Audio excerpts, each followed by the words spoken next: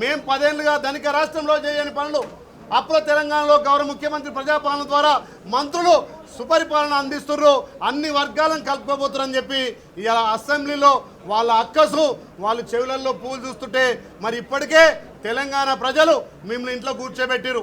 మా ప్రజాపాలన చూసి మా ప్రజాపాలనకు తెలంగాణ ప్రజలు పట్టం కట్టి ఏ ఎలక్షన్లు అయినా పార్లమెంట్ వస్తే మీకు గుండు సున్నా, సర్పంచ్లు వస్తే మీకు రాలేదు, ఇలా మున్సిపల్ వస్తే ప్రజలు చీకొట్టిరు.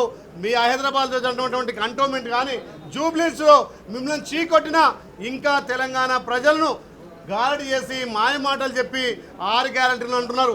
మరి 6 గ్యారెంటీలు అమలవుతున్న తీరు మహిళలకు పెద్దపీట వేస్తే మీకు కానొస్తలేదా?